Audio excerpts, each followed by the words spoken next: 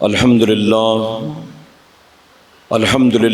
رب العالمین والعاقبۃ للمتقین والصلاة والسلام علی سید الانبیاء والمرسلین اما بعد فاعوذ باللہ من الشیطان الرجیم بسم اللہ الرحمن الرحیم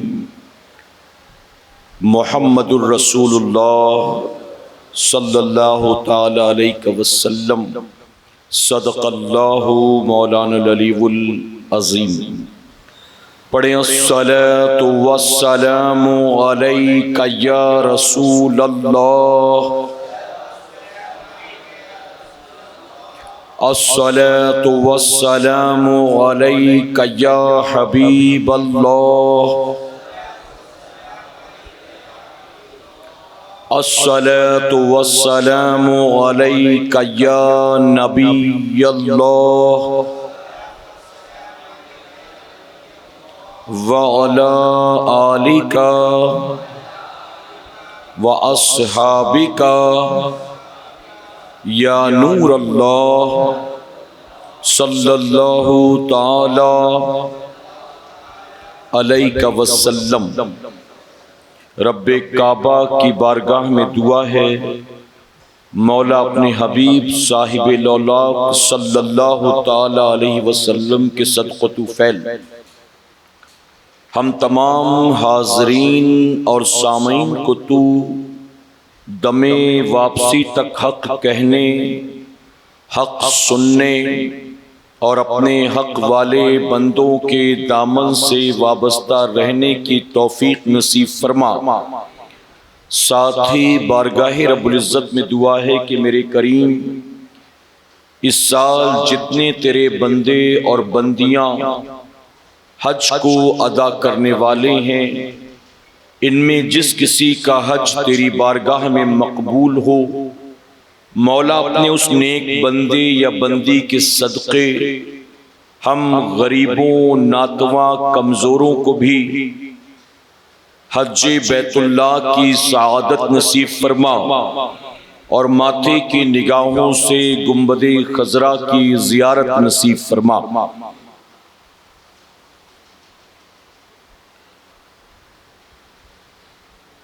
حاجیو آؤ شہنشاہ کا روضہ دیکھو، حاجیو آؤ شہنشاہ کا روضہ دیکھو، کعبہ تو دیکھ چکے کعبے کا کعبہ دیکھو،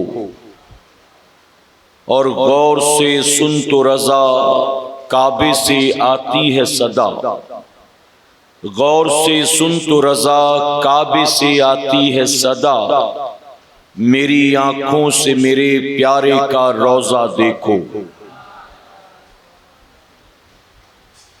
میرے پیارے آقا علیہ الصلوۃ والتسلیم کے پیارے دیوانوں، جس ماہ مبارک میں حجاج کرام حج کو ادا کرتے ہیں وہ مہینہ قریب ہے، اور پوری دنیا سے حجاج کرام کے قافلے پوری تیزی کے ساتھ مکہ معظمہ کی طرف رواں دواں۔ جیسا کہ ہمارے ساتھیوں نے آپ کو یہ بتایا کہ انشاءاللہ اس سال اللہ رب العزت نے اپنے محبوب صلی اللہ علیہ وسلم کی نالین پاک کے صدقے امیر سنی دعوت اسلامی کی کوششوں اور آپ تمام کی دعاؤں کی برکت سے فقیر کو بھی سفر حج پر جانے کی سعادت عطا فرمائی۔ انشاءاللہ آنے والے پیر کو میری روانگی ہے، اور یقیناً یہ میرے رب کا بے پناہ کرم اور احسان ہے کہ اللہ تعالی ہم جیسے گناہگاروں سیاہکاروں کو اپنے گھر کی زیارت کا اور طواف کعبہ کی سعادت کا موقع عطا فرماتا ہے۔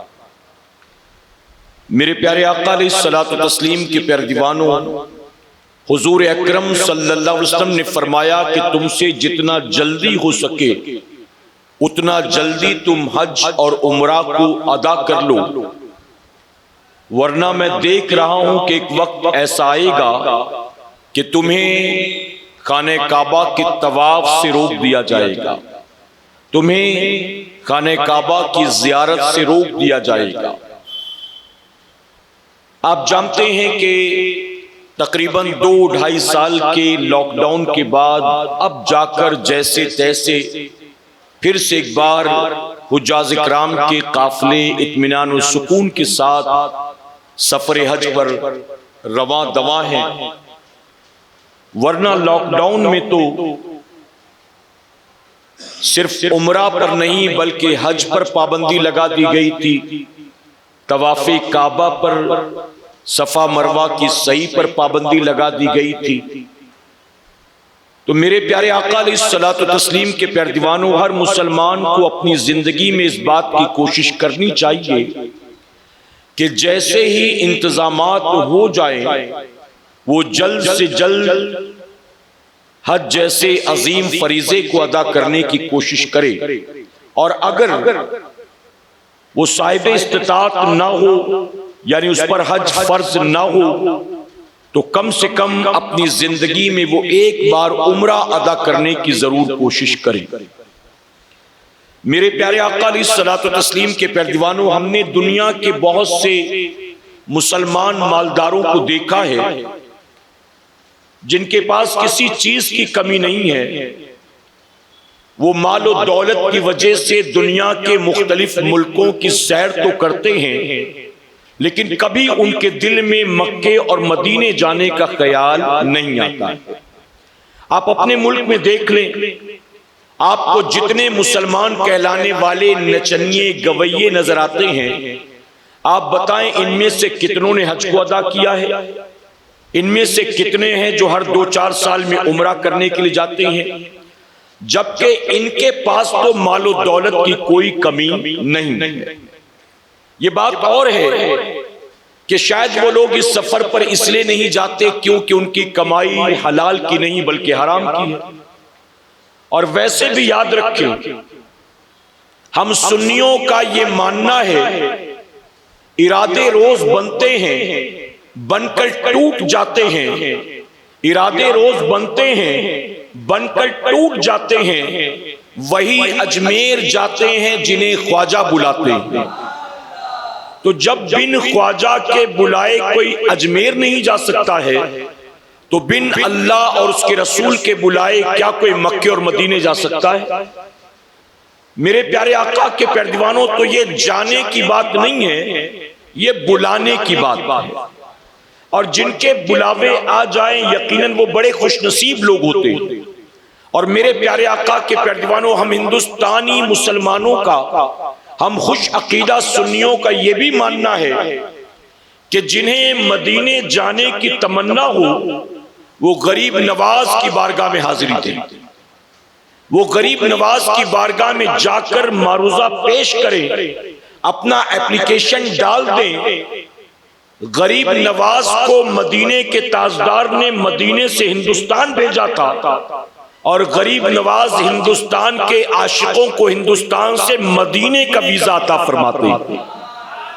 میرے پیارے آقا کے پیارے دیوانوں، اس سال جب عرس پاک کے موقع پر میں اجمیر شریف میں تھا تو یقیناً بارگاہ غریب نواز میں یہی آرزو تھی، یہی تمنا تھی کہ آپ کی بارگاہ سے مدینے کا ویزا ملتا ہے۔ سال میں کئی مرتبہ آپ نے اپنی چوکھٹ پر آنے کا شرف عطا کر دیا۔ جب بھی راجستھان میں کہیں پروگرام ہوتا تو اس بہانے غریب نواز کی بارگاہ کی حاضری بھی ہو جاتی۔ تو میں نے عرض کیا کہ آپ کی بارگاہ میں سال میں کئی بار آپ نے آنے کا موقع دے دیا، اب آپ کی بارگاہ میں عرض ہے کہ مدینے جانے کا بھی انتظام فرما دیں۔ الحمدللہ اللہ رب العزت نے اس بارگاہ میں کی گئی دعا اور التجا کو ایسا قبول فرمایا کہ صرف مدینے کی حاضری کے اسباب پیدا نہیں ہوئے بلکہ اللہ نے حج کے اسباب پیدا فرما دیے۔ میرے پیارے آقا علیہ الصلوۃ والتسلیم کے پیارے دیوانوں، حالانکہ اپنے پاس کوئی مال و دولت کا انبار نہیں ہے۔ صوفیہ فرماتے ہیں نا کہ جو لوگ اسباب پر بھروسہ کرتے ہیں، جو اسباب کے بھروسے اپنی زندگی کو گزارتے ہیں، نہ ان کے ہاتھ دنیا لگتی ہے نہ ان کے ہاتھ آخرت لگتی ہے۔ لیکن جو لوگ اسباب پر بھروسہ نہیں کرتے، خالق اسباب پر بھروسہ کرتے ہیں، پھر ان کی تمام دنیا اور آخرت کی حاجتوں کو پورا کرنے کے لیے خالق اسباب ہی کافی ہوتا ہے۔ بلکہ بعض بزرگوں نے تو یہاں تک فرما دیا، ہم لوگوں کے لیے توجہ طلب بات ہے، بعض بزرگوں نے فرمایا کافر اسباب پر بھروسہ کرتا ہے اور مومن خالق اسباب پر بھروسہ کرتا ہے۔ یعنی ہم چیزوں پر، لوگوں پر بھروسہ کرتے ہیں، لیکن جو مومن ہوتا ہے فرمایا گیا وہ ان چیزوں پر، لوگوں پر بھروسہ نہیں کرتا، وہ ان تمام چیزوں کے خالق و مالک پر بھروسہ کیا کرتا ہے، خالق اسباب پر۔ میرے پیارے آقا علیہ الصلوۃ والتسلیم کے پیارے دیوانوں، اللہ تبارک تعالی ہم سب کو حج مبرور کی سعادت عطا فرمائے اور گنبد خضرا کی زیارت نصیب فرمائے۔ یقیناً وہ لوگ جو پوری دنیا سے مکہ معظمہ کی طرف کھینچے چلے آ رہے ہیں، یہ بڑے خوش نصیب لوگ ہیں۔ فرمایا گیا جب ابراہیم علیہ السلام نے اللہ کے حکم پر اپنے بیٹے اسماعیل علیہ السلام کے ساتھ مل کر خانہ کعبہ کو تعمیر کیا، توجہ ہے نا آپ کی، تعمیر کعبہ کے بعد اللہ رب العزت نے ابراہیم علیہ السلام سے فرمایا کہ اے میرے خلیل، کعبہ تیار ہو گیا، اب تم لوگوں کو آواز دو کہ لوگ آئیں اور میرے گھر کا حج ادا کریں، لوگ آئیں اور میرے گھر کا طواف کریں۔ ابراہیم علیہ السلام نے عرض کیا کہ مولا، اگر میں آواز دوں بھی تو میری آواز کتنے لوگوں تک پہنچے گی؟ یہاں جو آس پاس چند افراد موجود ہیں وہاں تک میری آواز پہنچے گی، میں اونچے ٹیلے پہ چڑھ جاؤں تو ممکن ہے چند اور لوگوں تک میری آواز پہنچ جائے گی، میری آواز آخر کتنوں تک پہنچے گی؟ تو رب نے فرمایا ابراہیم، آواز لگانا تیرا کام، لوگوں تک پہنچانا میرا کام۔ ابراہیم، آواز لگانا تیرا کام، لوگوں تک پہنچانا میرا کام۔ اور پھر فرمایا گیا کہ ابراہیم علیہ السلام ایک اونچے ٹیلے پر چڑھ گئے اور وہاں سے آواز لگائی، اے لوگوں آؤ، اللہ کا گھر خانہ کعبہ تعمیر ہو چکا، اس گھر کا طواف کرو، اس گھر کی زیارت کرو، اس گھر کا حج ادا کرو۔ پھر صوفیہ فرماتے ہیں کہ اللہ نے ابراہیم علیہ السلام کی آواز کو 100، 200، 400، 500 لوگوں تک نہیں پہنچایا، بلکہ پوری دنیا کے کونے کونے تک ابراہیم علیہ السلام کی وہ آواز پہنچ گئی۔ یہاں تک فرمایا گیا کہ جو بچے ماں کے شکم میں تھے ان تک بھی اللہ کے خلیل کی آواز پہنچی، اور وہ قیامت تک آنے والے مومنوں کی روحیں جو عالم ارواح میں تھیں، ابھی جن کو زمین پر آنے میں صدیاں باقی تھی، وہ عالم ارواح میں تھے، ان تک بھی اللہ کے خلیل کی آواز پہنچ گئی۔ اور پھر فرمایا گیا ابراہیم علیہ السلام کس آواز پر جن جن نے لبیک کہا تھا، جن جن نے لبیک کہا تھا، اللہ ان سب کو موت آنے سے پہلے حج کی سعادت عطا فرمائے گا۔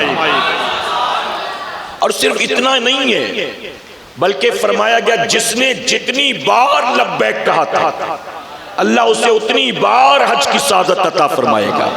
یہی وجہ تو ہے جب لوگ حج پر نکلتے ہیں تو ان کی زبان پر ایک ہی ترانہ ہوتا ہے، لبیک اللہم لبیک، لبیک لا شریک لک لبیک۔ آخر وہ کس کی آواز پر یہ جواب دیتے ہیں؟ حاضر ہوں اے میرے رب، میں حاضر ہوں، اللہ اکبر۔ فرمایا کہ ابراہیم علیہ السلام نے صدا لگائی تھی صدیوں پہلے، لیکن آج نکلنے والا حاجی اسی صدا کا جواب دیتے ہوئے خانہ کعبہ کے سائے میں حاضر ہو جاتا ہے۔ اب ہمیں نہیں پتا کہ ہم میں سے کس کس نے اس وقت جواب دیا تھا، ہم جانتے ہیں؟ نہیں جانتے، لیکن دعا ہے اللہ کرے کہ اس وقت ہم سب نے جواب دیا ہو، اور جس نے جواب دیا ہوگا اسے اللہ اتنی بار حج کا موقع عطا فرمائے گا۔ آپ پڑھتے ہیں نا بعض بزرگوں کے بارے میں، فلاں بزرگ نے اپنی زندگی میں 40 حج ادا فرمائے، فلاں بزرگ نے اپنی زندگی میں 28 حج ادا کیے، فلاں بزرگ نے اپنی زندگی میں 22 حج ادا کیے، آخر کوئی ایک بھی نہ کر سکے اور کوئی اتنے کر لے جائے، یہ کیسے ممکن ہے؟ تو پتا چلا کہ جس نے اس وقت اللہ کے خلیل کی آواز کو سن کر لبیک نہیں کہا تھا، وہ حج کی سعادت سے محروم رہے گا۔ اب غربت اور امیری معنی نہیں رکھتی ہے، اگر وہ آج دنیا کا بڑا امیر آدمی ہے لیکن اس وقت لبیک نہیں کہا تھا تو مال و دولت ہو کر بھی وہ حج نہیں کر سکے گا، اور اگر آج دنیا کا کوئی غریب آدمی ہے لیکن اس وقت اس نے لبیک کہا تھا تو اس غریب کی خاطر اللہ ایسے اسباب پیدا کرے گا کہ غربت میں بھی اللہ اس کو حج کی سعادت عطا فرمائے گا۔ اب جس نے 40 بار لبیک کہہ دیا وزن میں آ کر، جس نے 28 بار لبیک کہہ دیا محبت میں آ کر، یقیناً اللہ اسے اتنی بار حج بیت اللہ کی سعادت عطا فرمائے گا۔ میرے پیارے آقا علیہ الصلوۃ والتسلیم کے پہلوانوں، ایک صحابی نے حضور اکرم صلی اللہ علیہ وسلم کی بارگاہ میں عرض کیا تھا کہ یا رسول اللہ صلی اللہ علیہ وسلم، کیا حج ہر سال فرض ہے؟ کیا ہر سال حج فرض ہے؟ میرے آقا صلی اللہ علیہ وسلم اس پر خاموش رہے۔ انہوں نے دوبارہ یہی سوال کیا، میرے نبی دوبارہ بھی ان کے سوال پر خاموش رہے۔ انہوں نے تیسری بار سوال کیا، میرے آقا اس پر بھی خاموش رہے، اور اس کے بعد میرے آقا صلی اللہ علیہ وسلم فرماتے ہیں کہ اگر میں ان کے اس سوال پر ہاں کہہ دیتا تو اللہ تعالی ہر سال تم پر حج کو فرض فرما دیتا، ہر سال۔ توجہ ہے نا اپنی؟ اب کہاں ہیں وہ لوگ جو کہتے ہیں نبی کے چاہنے سے کچھ بھی نہیں ہوتا ہے، جو کہتے ہیں کوئی کتنا بڑا سے بڑا ولی ہو، بڑا سے بڑا نبی ہو، اس کے چاہنے سے کچھ بھی نہیں ہوتا، جو ہوتا ہے صرف اللہ کے چاہنے سے ہوتا ہے۔ میرے پیارے آقا کے پیروانوں، یقیناً جو ہوتا ہے اللہ کے چاہنے سے ہوتا ہے، لیکن اسی اللہ نے محبوب کو ایسا صاحب اختیار بنا کر بھیجا ہے کہ محبوب جو کہہ دیتے ہیں وہ بھی ہو جایا کرتا ہے۔ چاند کے ٹکڑے ہونے کا اشارہ کس نے کیا تھا؟ اللہ کے حبیب نے کیا تھا۔ ڈوبے سورج کو پلٹنے کا اشارہ کس نے فرمایا تھا؟ کنکریوں کو کلمہ کس نے پڑھایا تھا؟ تو یقیناً نبی کے چاہنے پر ہوتا ہے نا۔ میرے نبی پھر آگے فرماتے اگر میں ہاں کہہ دیتا نا تو ہر سال کے لیے تم پر حج فرض ہو جاتا۔ پھر آقا نے تنبیہ فرمائی، آپ نے فرمایا تم سے پہلے کی جو امتیں تھی نا وہ کثرت سوال کی وجہ سے ہلاک کر دی گئی، یعنی وہ سوال پر سوال پوچھتے تھے ہر چیز میں، یہ کیسے بتا دو تو پھر وہ کیسے، وہ بتا دیا تو یہ کیسے ہو گیا، وہ سوال پر سوال پوچھتے تھے۔ کچھ لوگوں کی عادت ہوتی، میرے آقا نے اس سے منع فرمایا کہ وہ کثرت سوال کی وجہ سے تباہ کر دیے گئے، یعنی ایک بار انہوں نے سوال کیا، حضور نے جواب نہیں دیا، خاموش ہو جانا چاہیے، پھر دوبارہ پوچھ رہے ہیں، نبی نے پھر جواب نہیں دیا، خاموش ہو جانا چاہیے، بار بار پوچھ رہے ہیں۔ اس پر آقا نے منع فرمایا، تنبیہ فرمائی۔ میرے پیارے آقا کے پیروانوں، ایک غیر مسلم ایک مرتبہ مجھ سے کہنے لگا کہ یار اسلام میں ایک چیز مجھے سمجھ میں نہیں آتی۔ میں نے کہا وہ کون سی چیز ہے؟ اس نے کہا حج مجھے سمجھ میں نہیں آتا۔ میں نے کہا حج میں تمہیں کیا سمجھ میں نہیں آتا؟ اس نے کہا کہ چلو امیر آدمی تو حج کر لے گا، غریب آدمی حج کیسے کرے گا؟ اب یہ اسلام میں جو حج جیسی عبادت فرض ہے، امیروں کے لیے تو آسان ہے، غریب کیسے کرے گا؟ اور مسلمانوں میں اکثریت غریبوں کی ہے، تو مجھے یہ سمجھ میں نہیں آتا کہ بیچارے وہ غریب غربا کریں گے کیسے؟ میں نے کہا آپ نے حج کو سمجھا نہیں ہے، اللہ نے غریبوں پر حج کو فرض کیا ہی نہیں ہے، اللہ نے پہلے مالدار بنایا ہے اور اس کے بعد پھر حج کو فرض فرمایا ہے۔ غریبوں پر حج فرض ہے، پہلے اللہ نے مال دیا اور جب مال آ گیا تو اللہ نے فرمایا اب تجھے میری رضا کے لیے یہ کام کرنا ہے۔ اس طرح سے اللہ نے حج کو فرض، اسے نہیں معلوم تھا، بات کلیئر ہو گئی۔ میرے پیارے آقا کے پیروانوں، جیسے تمام عبادات ویسے ہی اسلام کی ایک عظیم عبادت کا نام حج، اور حج یہ مالی عبادت بھی ہے اور جسمانی عبادت بھی ہے. جیسے باقی عبادت، نماز یہ جسمانی عبادت ہے، جانی عبادت، روزہ جسمانی عبادت، زکوٰۃ مالی عبادت، قربانی مالی عبادت. لیکن حج وہ عبادت ہے جس میں دونوں چیزوں کا انوالومنٹ، مال بھی چاہیے اور جسمانی طور پر بھی تجھے مشقتیں برداشت کرنی پڑے گی. آدمی لاکھوں خرچ کرتا ہے اور لاکھوں خرچ کرنے کے بعد سفر کی صعوبتیں بھی برداشت کرتا ہے. تو میرے پیارے آقا کے پیروانوں، جب اللہ نے اس عبادت میں دونوں چیزیں رکھی ہیں تو اللہ نے اس کا ثواب بھی تو بہت زیادہ رکھا ہے نا، بہت زیادہ. فرمایا گیا کہ جب حاجی حج ادا کر لے، جسے اللہ حج مبرور کی سعادت عطا کر دے، میرے آقا فرماتے ہیں کہ پھر وہ گناہوں سے ایسے پاک ہو جاتا ہے، ایسے پاک ہو جاتا ہے کہ جیسے آج ہی ماں کی کوکھ سے پیدا ہوا ہے. یعنی مال بھی خرچ کیا، محنت بھی کی، تو میرے کریم نے انعام کے عوض کیا دیا؟ اللہ نے اس کے تمام اگلے پچھلے گناہوں کو معاف فرما دیا، تمام گناہوں کو. اسی طرح یہ بات یاد رکھیں، اکثر حج پر جانے والے اپنے رشتہ داروں سے، خاندان والوں سے، پڑوسیوں سے، دوست احباب سے ملاقات کرتے ہیں اور ملاقات کر کے ان سے معافی تلافی کرتے ہیں کہ یار کوئی غلطی ہو گئی تو معاف کرنا، وہ تیرا میرا جو معاملہ تھا نا میں تجھے معاف کرتا ہوں، تو بھی مجھے معاف کر دے. اگر کوئی لین دین والی بات رہ گئی، بھول چوک ہو گئی تو بتا دے، میں لوٹا دوں، تیرا قرض دے دوں. اس طرح سے جو کرتے ہیں اس کی وجہ کیا جانتے ہو؟ اس کی وجہ یہ ہے کہ فرمایا کہ جب حاجی حج کے لیے جاتا ہے اور اس کی پہلی نظر خانہ کعبہ پر پڑتی ہے. اچھا جو کوئی نئے لوگ ہوتے ہیں نا، وہ جب پہنچتے ہیں وہاں تو وہ جھانکتے ہیں کہ کعبہ کب نظر آ جائے. قریب پہنچتے ہیں تو جھانکنے کی کوشش کرتے ہیں کہ کب نظر آ جائے، جبکہ ایسا نہیں کرنا چاہیے. ہونا یہ چاہیے کہ نگاہیں جھکا کر آگے بڑھیں ادب کے ساتھ، اور جب آپ کو لگے کہ آپ خانہ کعبہ کے بالکل قریب پہنچ چکے، ورنہ آپ نے یوں دیکھ لیا، اب ایک نظر آپ نے دیکھ لی، بڑے خوش ہوئے، پھر آپ آگے بڑے چلتے چلتے دیکھ رہے ہیں اس کو، تو جو پہلی نظر کا ثواب تھا اور پہلی نظر کے عوض جو انعام تھا، اب آپ اس سے محروم ہو گئے. وہ کیا تھا میں آپ کو بتاؤں؟ جب آپ قریب پہنچ جائیں اور بالکل قریب پہنچ کر آپ کو لگے کہ اب خانہ کعبہ سامنے ہے میرے، تو آپ گردن کو اٹھائیں اور پھر سیدھے اپنی آنکھیں خانہ کعبہ پر ڈالیں، اپنی آنکھوں کو کھولیں کہ سامنے خانہ کعبہ ہو. اور آپ جانتے جب میں پہلی مرتبہ گیا تھا عمرہ کے لیے، اور پہلی مرتبہ خانہ کعبہ پر جب نظر پڑی، ہماری ایک پہچان والے تھے، اللہ کا بے پناہ کرم اور احسان ہے، اللہ نے تحریک سنی دعوت اسلامی سے وابستہ کیا. ہم جیسا کوئی مسافر مکے اور مدینے میں بھی پہنچ جائے نا تو اجنبی نہیں رہتا، وہاں بھی بہت سے پہچاننے والے آ جایا کرتے ہیں. تو ایک ہمارے ساتھی تھے، انہوں نے کہا کہ حضرت آپ پہلی بار ہیں؟ میں نے کہا ہاں. تو انہوں نے کہا کہ ٹھیک ہے، آپ گردن جھکا کر چل رہے ہیں، میں آپ کا ہاتھ پکڑ لیتا ہوں، جب کعبہ شریف کے قریب پہنچ جائیں گے میں آپ کو بتاؤں گا، پھر آپ گردن اٹھائیے گا. پھر وہ میرا ہاتھ پکڑ کر، مجھے سیڑھیاں بھی نہیں پتا تھی، مجھے تو دروازے بھی نہیں پتا تھے، مجھے تو پتا نہیں تھا کہ کتنی دور جانے کے بعد خانہ کعبہ تک پہنچیں گے.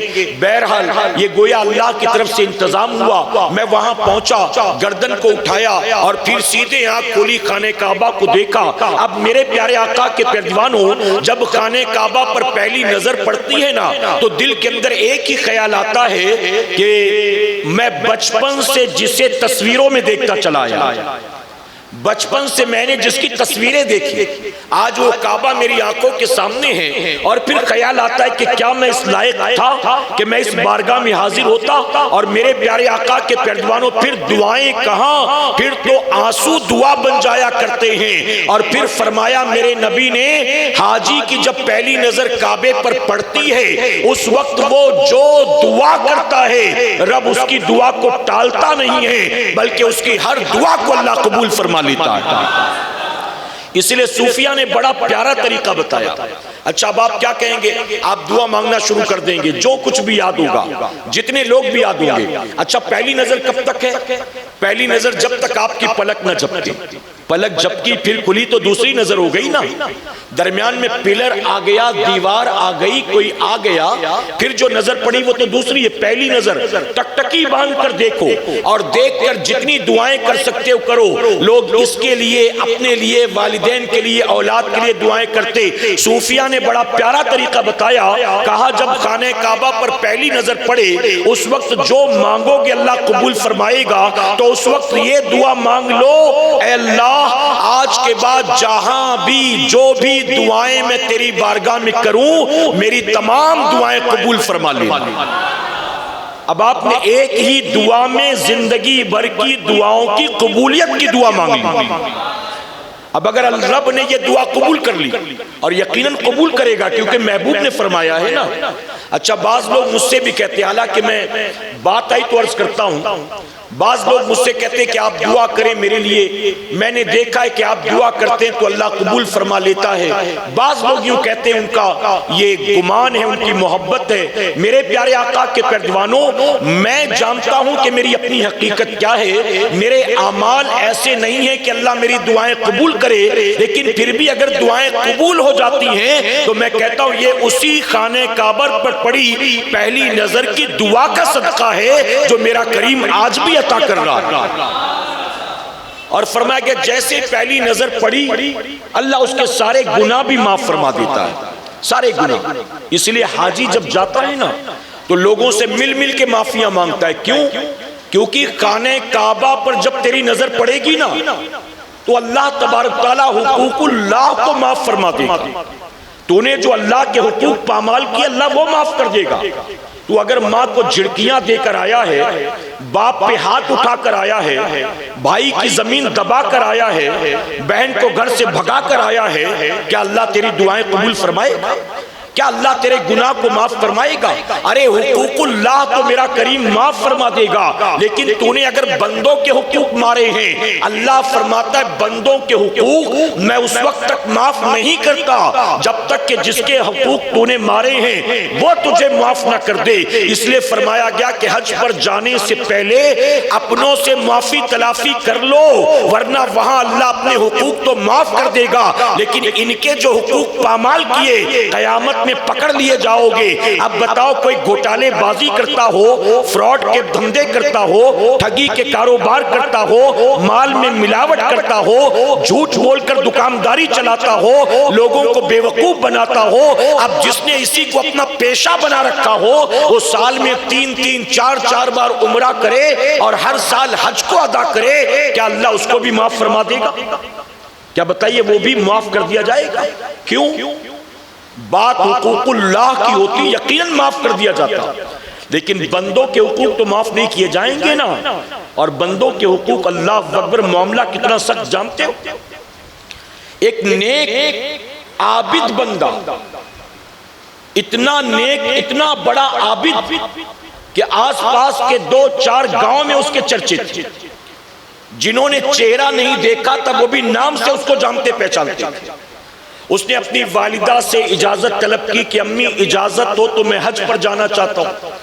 ماں بوڑھی تھی، کمزور تھی، چلنے پھرنے کی طاقت نہیں تھی. ماں نے کہا کہ بیٹا جی تو نہیں چاہتا کہ تجھے حج پر جانے سے منع کروں، لیکن میرے بیٹے اگر تو چلا جائے گا نا تو میرا کیا ہوگا؟ مجھے کھلانے والا کون؟ میری دیکھ ریکھ کرنے والا کون؟ مجھے پکڑ کر چلانے والا کون؟ میرا بستر لگانے والا کون؟ بیٹا اللہ نے مجھے تیرا محتاج بنا دیا اور تجھے بڑھاپے میں میری لاٹھی بنا دیا. میں نہیں چاہتی کہ تجھے حج پر جانے سے روکوں، لیکن میں مجبور ہوں، کیا کروں؟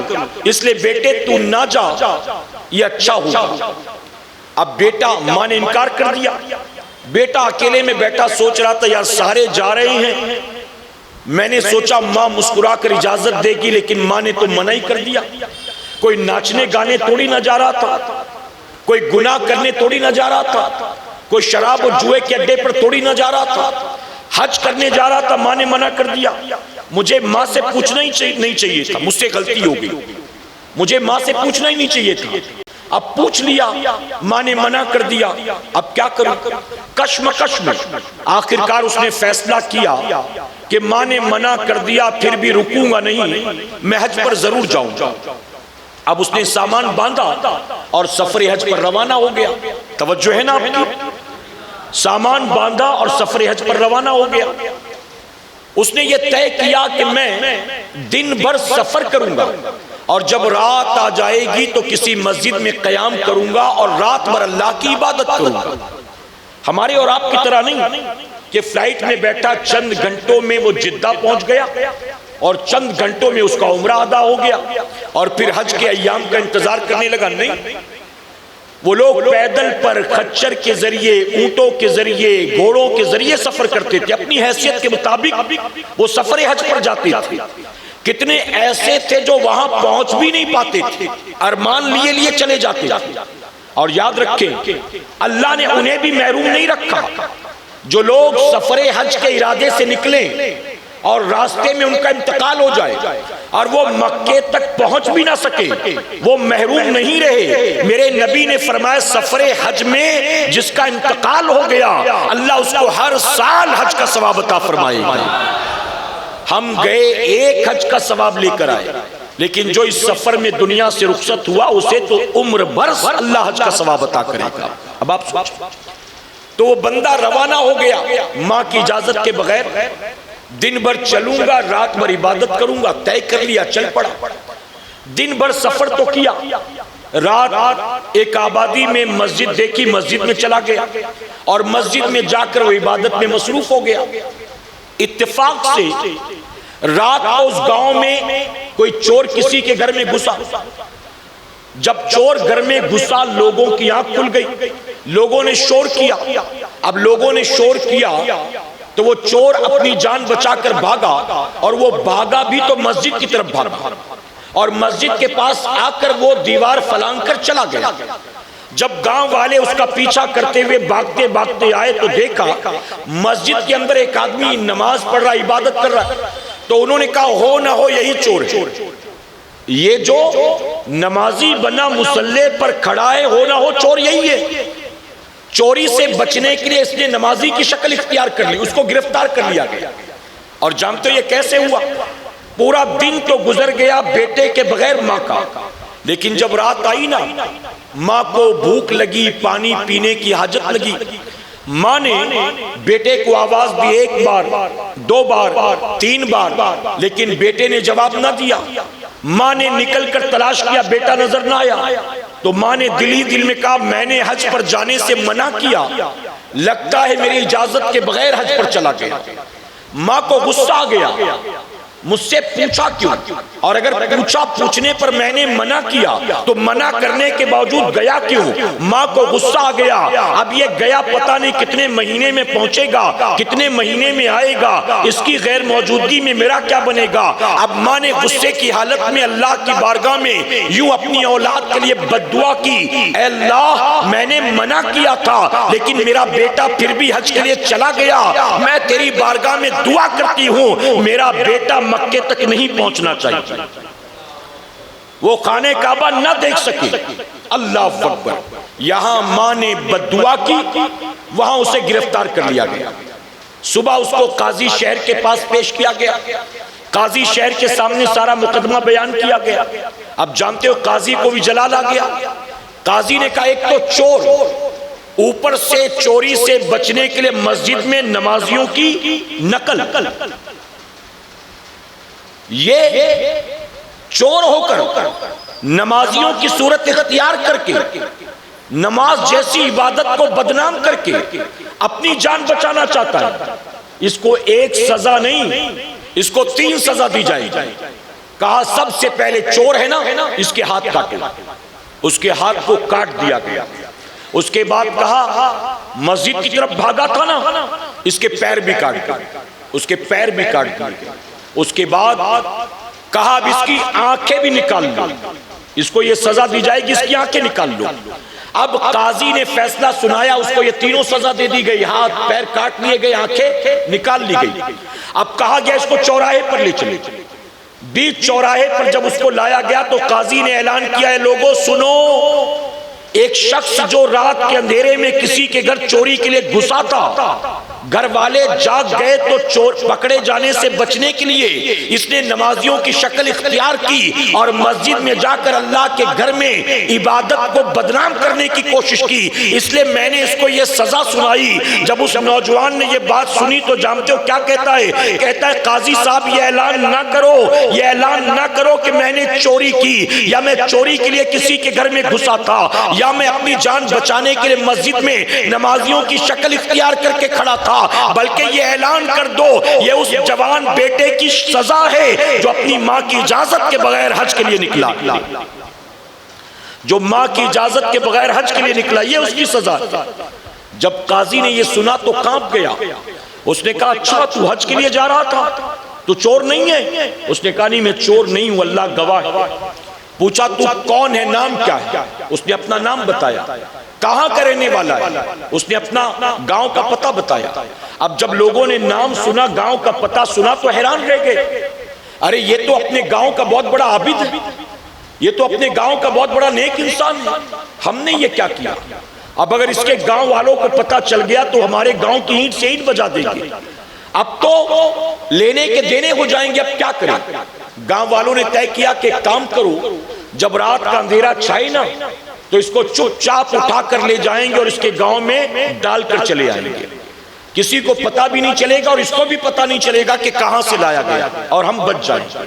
میرے پیارے آقا کے پیروانوں، اب اس حکایت کی پوری تفصیل میں نہیں جاتا، مختصراً کہوں گا جب اسے اس کے گاؤں میں ڈالا گیا آخرکار اس کی ملاقات والدہ سے ہو گئی۔ جب ماں نے اپنے بیٹے کا یہ حال دیکھا تو پوچھا بیٹا آخر تو اس حال کو کیسے پہنچا؟ تو اس نے کہا ماں تیری اجازت کے بغیر حج پر چلا تھا، اللہ نے مجھے اس بات کی سزا دے دی۔ اب ماں کو فوراً احساس ہوا اپنی بددعا کا، ماں نے اللہ کی بارگاہ میں ہاتھ کو اٹھایا اور رو رو کر عرض کرنے لگی اے اللہ اس رات میں غصے میں تھی، اپنے بیٹے کو میں نے دعا دی تھی اور تو نے میرے بیٹے کو سزا دی، اب ایک ماں تیری بارگاہ میں دعا کرتی ہے اے اللہ تو اسے بھی موت دے دے مجھے بھی موت دے دے، اس حال میں یہ کیسے جیے گا اور اس حال میں اس کے بغیر میں کیسے جیوں گی؟ اللہ نے اس کی دعا کو قبول کیا اور اسی لمحے ماں بیٹے دونوں کا انتقال ہو گیا۔ اے مسلمانوں کیا پتا چلا؟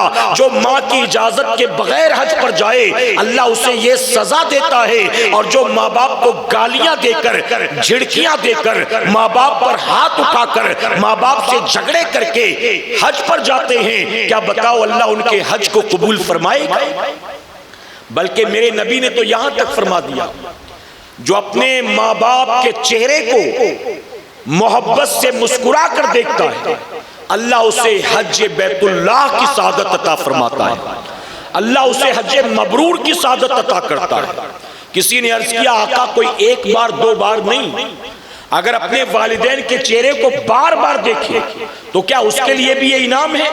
میرے نبی فرماتے ہیں تم نے کیا سمجھا رب کے خزانے میں کوئی کمی ہے؟ ارے اگر کوئی اپنے ماں باپ کے چہرے کو محبت سے مسکرا کر سینکڑوں بار دیکھے اللہ اسے اتنی بار حج کی سعادت عطا فرمائے گا، حج کا ثواب عطا فرمائے گا۔ آپ دیکھیں صرف ایک دو باتیں عرض کروں گا، میرے آقا صلی اللہ علیہ وسلم نے فرمایا بہت توجہ سے سنیں، ہم نے خود کئی ایسے امیر دیکھے ہیں، ہمارے سرکل میں کئی ایسے جان پہچان والے ہیں جن کے پاس مال و دولت کی کوئی کمی نہیں ہے، لیکن حج تو دور کی بات ہے کبھی ہم نے یہ بھی نہیں سنا کہ بندے نے عمرہ بھی کیا، عمرہ بھی کیا، جبکہ اس کے پاس اتنا مال ہے کہ اس پر حج فرض ہے، لیکن اس کے باوجود انتظار میں ایک فیکٹری ہو گئی دو ہو جائے، دو ہو گئی تین ہو جائے، بیٹی کی شادی ہو گئی بیٹے کی ہو جائے، بیٹا اپنے پیر پر کھڑا ہو جائے، پوتے کا منہ دیکھ لوں پھر جاؤں گا، نواسے والا ہو جاؤں پھر جاؤں گا، یوں دنیا کے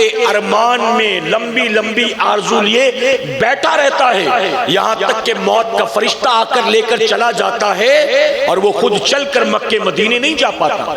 ایسے مالداروں کے لیے میرے نبی نے کیا فرمایا جانتے ہو؟ جن کے پاس مال ہو، صاحب استطاعت ہو، حج فرض ہو لیکن پھر بھی حج ادا نہ کریں، میرے نبی فرماتے ہیں جن پر حج فرض ہو اور وہ حج ادا نہ کریں تو چاہے یہودی ہو کر مرے چاہے نصرانی ہو کر مرے۔ آپ سوچیں اللہ اکبر، یعنی میرے نبی نے اتنا ناپسند فرمایا انہیں کہ پھر وہ چاہے جو یہودی ہو کر مرے، عیسائی ہو کر مرے، چاہے ان کا جو بنے۔ اب حج فرض کس پر ہوتا ہے یہ بھی سن لے میرے پیارے آقا کے پیروانوں، موجودہ دور میں آپ جانتے ہیں کہ حج بہت مہنگا ہو چکا ہے۔ اگر حج کمیٹی میں کسی کا نمبر آ جائے تو سبحان اللہ، اور اگر نہ آئے تو پھر آج حج ٹور والے حج کے نام پر لاکھوں وصولتے ہیں لوگوں سے، اور باقاعدہ کمپٹیشن ہوتا ہے، اچھا خاصا مارجن رکھ کر لوگوں کو حج کراتے ہیں۔ اور میرے پیارے آقا کے پیروانوں، معذرت کے ساتھ کہنا پڑتا ہے شاید ہی کوئی ایسا ہوگا الا ماشاءاللہ جس کی یہ نیت ہوگی کہ نہ بچے مجھے لاکھ 2 لاکھ، بھلے میرا خرچ نکل جائے، اللہ تعالیٰ اس حاجی کو جو میرے ساتھ جا رہا ہے، ہو سکتا ہے قیامت کے دن اس کے حج کے بدلے اللہ میرے گناہ بھی معاف فرما دے۔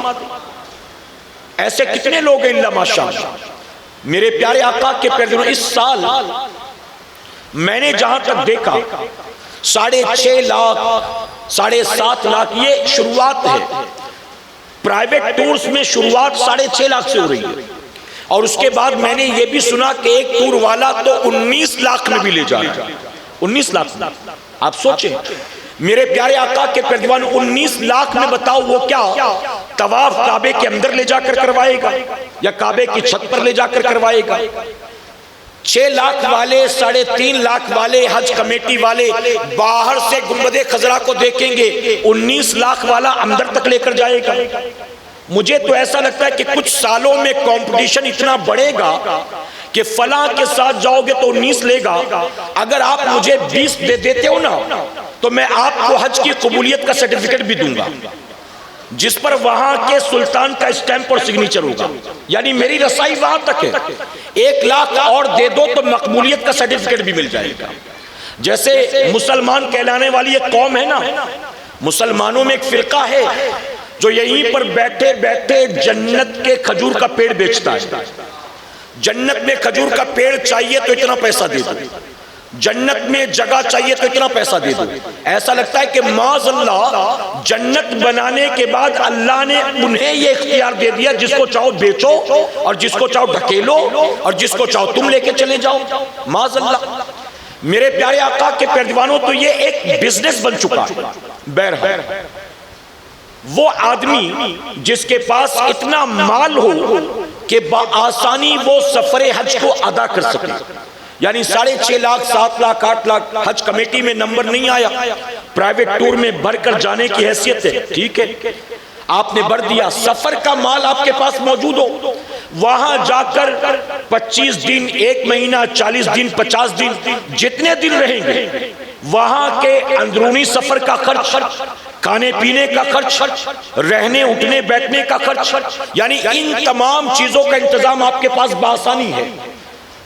اور آپ کی غیر موجودگی میں آپ کے بیوی بچے یا آپ کے والدین جو آپ کے اوپر ڈیپینڈ ہیں، آپ کی غیر موجودگی میں اتنے دن ان کے پاس کھانے پینے کا انتظام ہے، آپ کی غیر موجودگی میں بھوکے تو نہیں مریں گے، محتاج تو نہیں ہوں گے، کسی کے دروازے پر تو نہیں جانا پڑے گا، یعنی ان کا بھی انتظام ہو، تیرا بھی انتظام ہو، تب جا کر اس بندے پر حج فرض ہو جاتا ہے۔ آگئی بات سمجھ میں آپ نے؟ اور اس کے باوجود بھی اگر نہ کرے تو پھر میرے نبی نے تنبیہ فرمائی ہے۔ میرے پیارے آقا علیہ الصلوۃ والتسلیم کے پیروانوں، بعض لوگ کہتے ہیں حج بہت مہنگا ہو گیا، بہت مہنگا اگر ہو گیا، آپ کی استطاعت نہیں ہے تو آپ فکر ہی نہ کریں، کیونکہ آپ پہ فرض ہی نہیں ہے۔ لیکن اگر کسی کے پاس 20 25 30 لاکھ روپے رکھے ہیں اور 8 لاکھ روپے بھر کر حج پر جا سکتا ہے، اور وہاں جا کر جو خرچ لگتا ہے وہ بھی انتظام اس کے پاس ہے، اور اس کی غیر موجودگی میں بیوی بچوں کو بھی 1,50,000 دے سکتا ہے، تو پھر ظاہر ہے کہ اگرچہ حج کا خرچ 8 لاکھ روپے ہو، یہ اگر 20-25 لاکھ کا مالک ہے تو اس پر حج تو فرض ہوا نا، پھر بہت مہنگا ہو گیا کہہ کر یہ اپنی جان بچا نہیں سکتا۔ میرے پیارے آقا علیہ الصلوۃ والتسلیم کے پیروانوں، حضور اکرم صلی اللہ علیہ وسلم نے فرمایا حج کرو غنی ہو جاؤ گے، سفر کرو اللہ تمہیں صحت عطا فرمائے گا۔ یعنی حج کرنے سے مال کم نہیں ہوتا، اللہ برکت عطا فرماتا ہے، اللہ برکت عطا کرتا ہے، اور سفر کرنے سے اللہ صحت عطا فرماتا ہے۔ اور فرمایا گیا حج جو لوگ کرتے ہیں، جو لوگ حج پر جاتے ہیں، وہ کسی اور کے نہیں بلکہ اللہ کے مہمان ہوا کرتے ہیں۔ آج کا ہمارا عنوان یہی ہے نا، اللہ کے مہمان ہوتے ہیں۔ میرے پیارے آقا کے پیارے دیوانوں، اگر آپ نے شادی میں 500 آدمی کے کھانے کا انتظام کیا اور 650 آ جائیں تو میزبان پریشان ہو جاتا ہے کہ یار کھانا کم پڑ گیا، مہمان زیادہ کہاں سے آ گئے۔ لیکن حج، اللہ اکبر، یہ وہ عظیم سفر ہے کہ وقت کے ساتھ ساتھ اللہ کے مہمانوں کی تعداد ہر سال بڑھتی چلی جا رہی ہے، لیکن وہاں جا کر نہ کوئی بھوکا رہتا ہے نہ پیاسا رہتا ہے، بلکہ جس کا مہمان بنتا ہے میرا کریم سب کی خاطر انتظام فرما دیتا ہے۔ اب ایک آخری بات عرض کروں گا، میں نے کہا نا باتیں بہت سی ہیں لیکن وقت اجازت نہیں دیتا، اور ہمارا یہ ہفتہ واری اجتماع ہے۔ آخری بات اجازت ہے آپ؟ ایک بزرگ حج کے لیے جا رہے تھے۔ اچھا، دو باتیں ذہن میں آئی ہیں، دونوں باتیں عرض کروں گا اگر آپ کی اجازت ہوگی تو۔ ایک بزرگ حج کے لیے جا رہے تھے، تیاری شروع ہو گئی، ان کے دوست احباب رشتہ دار سنگی ساتھی بھی ساتھ تھے۔ ان کا ایک بیٹا تھا 6-7 سال کا۔ جب اس نے دیکھا کہ والد صاحب تیاریاں کر رہے ہیں حج پر جانے کی، تو ایک دن بیٹے نے اپنے باپ سے محبت سے پوچھا کہ ابا آپ کہاں جا رہے ہو؟ والد نے کہا بیٹا میں حج پر جا رہا ہوں۔ تو کہا وہاں جا کر اب آپ کیا کرو گے؟ تو اب بیٹے کو کیا سمجھائیں طواف، کیا سمجھائیں سعی، کیا سمجھائیں مینا، کیا سمجھائیں عرفات؟ کہا بیٹا میں وہاں جا کر اللہ کے گھر کی زیارت کروں گا، اللہ کے گھر کا دیدار کروں گا، کعبے کو دیکھوں گا۔ تو بیٹا کہتا ہے ابا مجھے بھی لے چلے نا۔ تو ابا نے کہا بیٹا تم بھی چلو گے؟ کہا میں بھی چلوں گا۔ تو باپ نے کہا اچھا تم کو اگر لے جاؤں گا تو تم کیا کرو گے؟ اب بچہ تھا نا، والد نے کہا میں اللہ کے گھر کو دیکھوں گا۔ تو بچے نے سمجھا جہاں گھر ہوتا ہے مالک بھی تو گھر کا وہی ہوتا ہے نا۔ تو کہا ابا آپ اللہ کے گھر کو دیکھ لینا، میں اللہ کو دیکھ لوں گا۔ آپ گھر کو دیکھ لینا، میں گھر کے مالک کو دیکھ لوں گا۔ چھوٹے سے بچے کی زبان سے یہ بات سنی، باپ کو پیار آ گیا۔ اپنی بیوی سے کہا کہ ٹھیک ہے کام کرو، اس کے بھی کپڑے رکھ دو ساتھ، اس کا بھی سامان تیار کرو، اسے بھی لے جاؤں گا۔ اب اپنے چھوٹے سے بیٹے کو لے کر چلے وہ۔ کئی مہینوں کا سفر طے کیا، صحرا بھی، بیابان بھی، آبادی بھی، پہاڑ بھی، جنگل بھی۔ آپ پہنچ گئے خانے کعبہ کے سامنے۔ اب جیسے خانے کعبہ پر نظر پڑی، ہاتھ اٹھا کر دعا کرنے لگے، آنکھوں سے آنسو جاری۔ بچہ جو بغل میں کھڑا تھا، اچانک بچے کی چیخ نکلی۔ جب چیخ نکلی تو باپ نے پلٹ کر دیکھا، بچہ زمین پر پڑا تڑپ رہا تھا۔ اب باپ اس سے پہلے کہ کچھ سمجھ پاتا، بچے کے جسم سے روح پرواز کر گئی۔ اب باپ سے رہا نہ گیا، اللہ کی بارگاہ میں رو رو کر عرض کرنے لگے، اے اللہ میرا بیٹا کتنی عقیدت و محبت کے ساتھ میرے ساتھ چلا تھا، پورے سفر میں نہ پاؤں میں کانٹا چبھا، نہ سر میں درد ہوا، نہ کوئی تکلیف ہوئی، لیکن یہاں پہنچنے کے بعد میرے بیٹے کو بھلا کیا ہو گیا؟ آخر اچانک اس کا انتقال کیسے ہو گیا؟ تو خانے کعبہ کے کونے سے آواز آئی، اے اللہ کے بندے سن، اس بارگاہ میں آنے والا جو جس نیت سے آتا ہے اللہ اسے ویسا ہی عطا کرتا ہے۔ تو گھر دیکھنے آیا تھا، اللہ نے تجھے گھر کا دیدار عطا کر دیا۔ وہ اللہ کو دیکھنے آیا تھا، اللہ نے اسے اپنا دیدار عطا کر دیا۔ پتہ چلا اس سفر میں نیت پاک ہونی چاہیے۔ نیت یہ نہ ہو کہ دنیا حاجی صاحب کہے گی، دنیا الحاج کہہ کے بلائے گی، اب تو میری ویلو بڑھ جائے گی، اب تو پوسٹر میں میرے نام کے ساتھ بھی الحاج لکھا جائے گا، اب تو ایک القاب میں مزید اضافہ ہو گیا، اب تو ادب و احترام میں اضافہ ہو گیا۔ یہ نیت نہ ہو۔ یاد رکھیں اگر کوئی بندہ اپنی گردن کٹا دے ریاکاری کے لیے، اللہ اس کی شہادت کو قبول نہیں کرتا، اللہ اس کے حج کو قبول فرمائے گا۔ اب جو دوسری بات میں عرض کرنے والا تھا، اجازت ہے آپ کی؟ ایک نواب صاحب تھے، نواب صاحب بڑے مذاقیہ قسم کے تھے۔ نواب صاحب جب بھی محفل سجتی دوست احباب کی تو مذاق کرتے تھے، ہنستے تھے خوب۔ نواب صاحب کا ایک غلام تھا، نوکر تھا جو بڑا کند ذہن تھا، کم عقل تھا، بے پڑھا لکھا تھا، جس کا نام تھا برہ۔ جب دوستوں کی محفل جمتی تو نواب صاحب برہ کو بلا لیتے اور پھر برہ اس محفل کا کھلونا بن جاتا تھا۔ ہر کوئی اس کا مذاق اڑاتا، اس کا ٹنگل اڑاتا، برہ یہ لے کر آؤ مذاق، برہ چلے تو مذاق، برہ بولے تو مذاق، ہر بات میں مذاق کرتے تھے۔ اسی طرح سے وقت گزرتا رہا لیکن برہ نے کبھی برا نہیں مانا۔ وہ دن بھی آیا جب نواب صاحب حج کے لیے جا رہے ہیں۔ جب پتا چلا کہ نواب صاحب حج کے لیے جا رہے ہیں تو بہت سارے لوگ ساتھ تیار ہو گئے۔ نواب صاحب نے برہ سے کہا کہ برہ میرا سامان پیک کر دو، وہ بھی باندھ دینا، یہ بھی رکھ دینا، اتنے جوڑے کپڑے رکھ دینا، وہ والی عطر رکھ دینا، آئینہ بھی رکھ دینا، کینچی بھی، سارے سامان گنا رہے تھے۔ برہ پیکنگ کر رہا تھا۔ اب پیکنگ کرتے کرتے نواب صاحب کے ذہن میں بات آئی، چونکہ مذاق کی عادت تھی، انہوں نے کہا برہ، نواب صاحب کہنے لگے برہ میں حج پر جا رہا ہوں، میرے ساتھ بہت لوگ جا رہے ہیں، کیا کبھی تیری خواہش نہیں ہوتی کہ تو بھی حج پر جائے؟ تیری خواہش نہیں؟ تو کہتا ہے نواب صاحب کیا بات کر رہے ہیں، کون سا ایسا مسلمان ہوگا جس کی بھلا حج پر جانے کی خواہش نہیں ہوگی؟ کون سا مسلمان؟ پڑھا لکھا نہیں تھا، کم عقل تھا، کند ذہن تھا، لیکن بات پتے کی کر گیا۔ کہتا ہے نواب صاحب کیسی بات کر رہے ہیں، کون سا ایسا مسلمان ہوگا جو حج پر نہیں جانا چاہتا ہوگا؟ نواب صاحب آرزو تو ہے لیکن اوقات نہیں ہے، جانتا ہوں جا نہیں سکوں گا، تو خواہش سینے میں تو ہے لیکن انتظام نہیں ہے۔ اب جب اس نے یہ کہا نا، نواب صاحب کو تو کوئی کمی نہیں تھی۔ نواب صاحب نے کہا اچھا تو چلے گا، ہمارے ساتھ چلے گا؟ تو برہ نے کہا نواب صاحب یہ بھی کوئی بات ہوئی؟ ارے اگر آپ مجھے سفر پر لے چلے نا، آپ قدموں کے بل چلنا، میں پلکوں کے بل چلوں گا۔ آپ مجھ سے پوچھتے چلے گا، میں تو سر کے بل جانے کو تیار۔ اب نواب صاحب کو اور اس پر ترس آ گیا، کہا ٹھیک ہے اپنا بھی سامان باندھ لی، تجھے بھی لے چلیں گے۔ اب برہ نے بھی اپنی پیکنگ کر لی، اب سفر پر روانہ ہوئے۔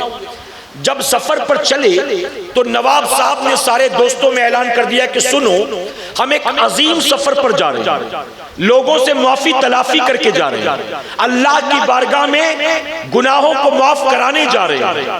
اب اس سفر حج میں برہ کا کوئی بھی مذاق نہیں اڑائے گا۔ برہ اگر کچھ الٹا سیدھا کام بھی کرے نا، کوئی حرکت بھی کر بیٹھے نا تو اگنور کر دینا، درگزر کرنا، لیکن مذاق مت اڑانا۔ کوئی تانا نہیں دے گا، کوئی تفریح نہیں کرے گا، سب نے وعدہ کر لیا۔ اب سارے لوگ پہنچے مکہ معظمہ، یہاں تک کہ حج کے ایام شروع ہو گئے۔ نواب صاحب کی دیکھا دیکھی برہ نے بھی اپنے سارے ارکان ادا کر لیے۔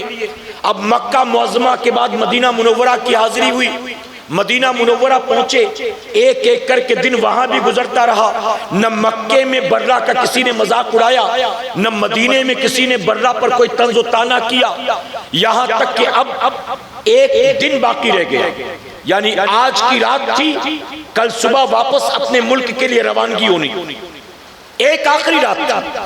اب آخری رات سارے لوگ جمع تھے، برہ پیکنگ کر رہا تھا، تو پیکنگ کرتے کرتے اب نواب صاحب نے بڑا کنٹرول کر رکھا تھا، لیکن اب تو سفر مکمل ہو گیا، واپسی کی باری آ گئی، تو اب نواب صاحب سے نہیں رہا گیا۔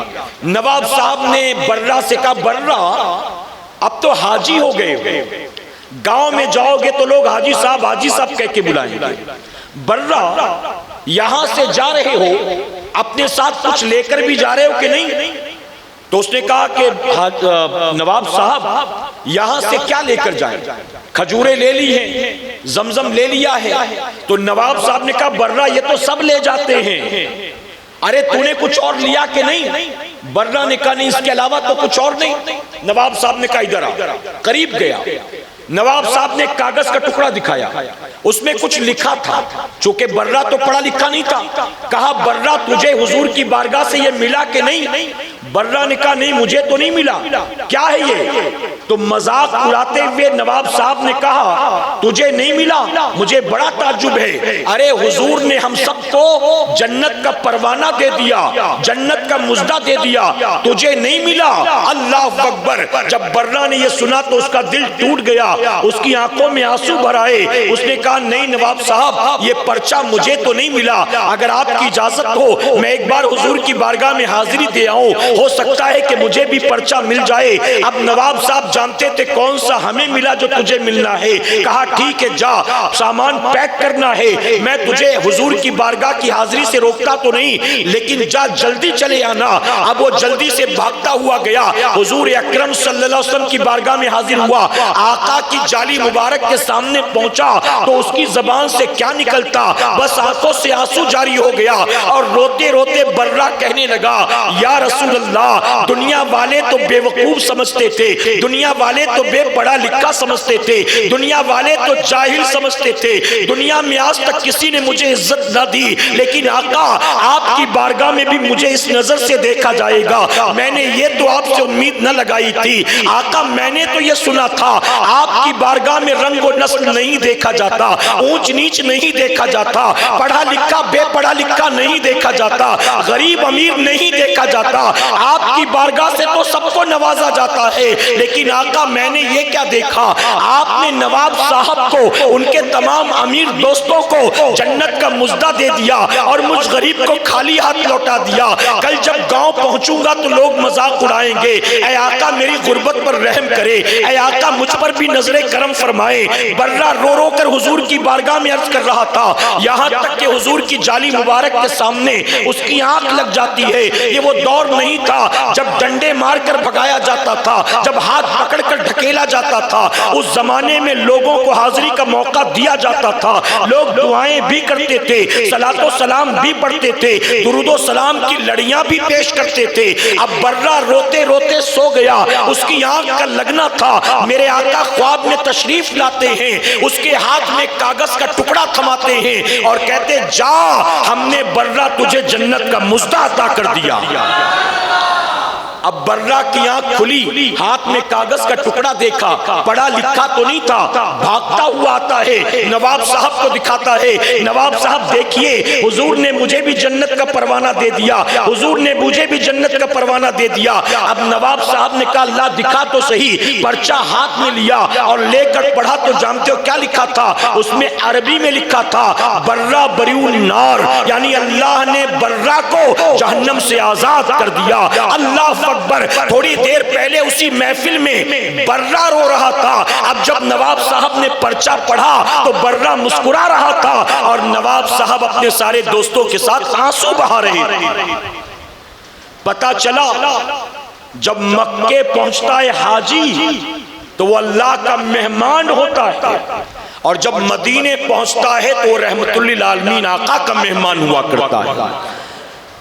اللہ مکے بلا کر حاجی کو نوازتا ہے، اس کے گناہوں کو معاف فرما دیتا ہے، اللہ اس کو جیسے ماں کی کوکھ سے پیدا ہوا تھا ایسے پاک و صاف فرما دیتا ہے، اور جب مدینے پہنچتا ہے تو اللہ کے حبیب جنت کا پروانہ عطا فرماتے ہیں، جنت کا مژدہ۔ اللہ اپنے محبوب پاک کے صدقے ہمیں آپ کو سب کو کہنے سننے سے زیادہ عمل کی توفیق عطا فرمائے۔ درمیان گفتگو مجھ سے جانے انجانے میں کوئی غلطی خامی رہ گئی، آپ سب کو گواہ بنا کر سچے دل سے توبہ کرتا ہوں، رب میری توبہ قبول فرمائے اور ہماری آج کی محفل پاک کو میرا کریم قیامت میں ہم سب کے لیے، ہمارے والدین کے لیے بخشش اور نجات کا ذریعہ بنائے۔